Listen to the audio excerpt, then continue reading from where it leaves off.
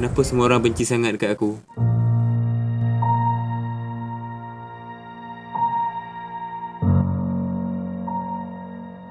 Kenapa orang yang selama ni aku anggap sahabat sanggup buat aku sampai macam ni?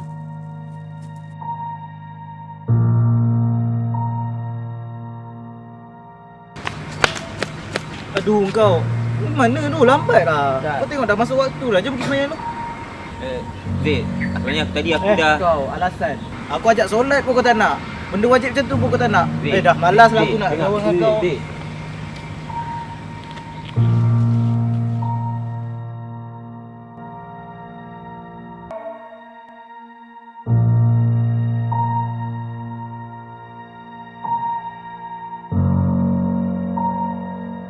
Sampai orang yang aku sayang sanggup buat aku macam ni.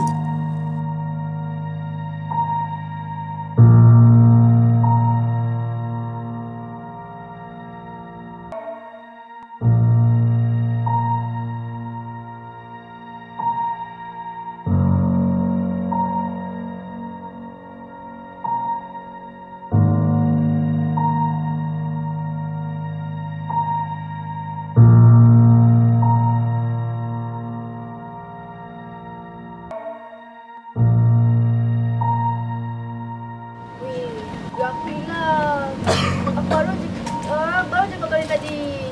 Macam ni nak balik. Mia. Sekejap kau balik. Mana kau dapat beg ni? Tadi... Kau curi Tak, Mia, awak salah faham ni. Kau tak ada duit cakap. Lagi sikit.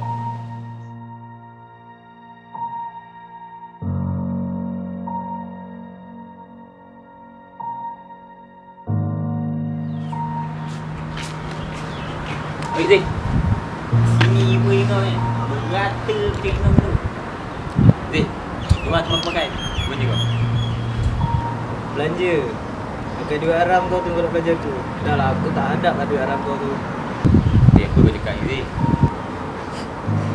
Aku suruh kau solat kau tak nak. Sekarang berjudi. Lepas ni apa? Berzina. Ha? Zid, Dah. Aku malas nak tanggung musuh kau. Aku malas nak berbahaya. Start daripada hari ni. Kau bukan kau nak. Zid.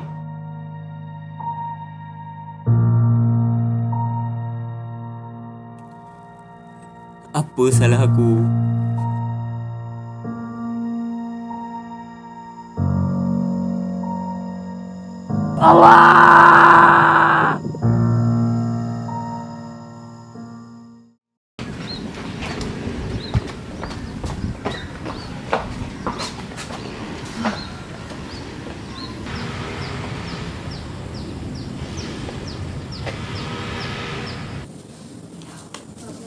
Assalamualaikum. Teman tanya. Ni kawan Fikri ke? Kau ni. Kau tak payahlah kawan dengan dia tu. Aku tengok dia tu macam Islam atas nama je. Kata Islam, solat tak nak, mencuri, berjudi lagi. Apa maksud awak? Aku tak kisah tau kalau dia miskin. Tapi aku paling pantang dicuri duit aku. Sekejap. Korang kena Rasa dengar dulu. miskin betul lah dia tu. Sebenarnya dia tu orang yang paling baik pernah aku jumpa, tahu tak? Dan yang pernah aku tahulah, dia tak pernah tinggalkan solat berjemaah ke masjid. Ni Mia, yang pasal beg awak tu, bukan dia yang curi. Dia tak sempat nak kejar orang tu. Alah dia jumpa beg je. Lepas tu nak bagi kat awak pula maki hamun dia. Awak pula tu hal. Dia bukannya judi. Awak tahu tak dia naik atas tu buat apa? Dia tolong kawan dia. Kawan dia banyak hutang. So dia sanggup kerja, sanggup datang situ, tolong kawan dia pinjam duit. Sebenarnya aku malu kat dia. Aku yang sihat macam ni pun tak mampu nak jadi baik macam dia. Apa maksud kau? Sebelum korang terlambat, korang pergilah cari dia. Minta maaf ke apa yang patut. Sebab aku minta pasti berapa lama lagi dia mampu bertahan. Zee, jomlah cari dia. Jomlah. Tak apa Amia. Kau balik tu. Aku Aku rasa aku tahu dekat mana. Apa-apa nanti aku bagi tahu kau.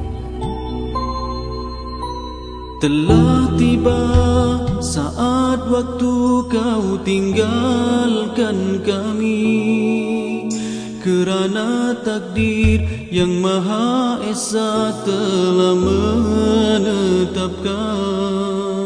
Sedih rasanya hati ini bila mengenangkan kau sahabatku, kau teman sejati.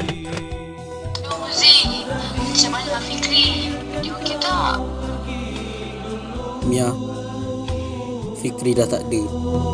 Di saat kau masih diperlukan,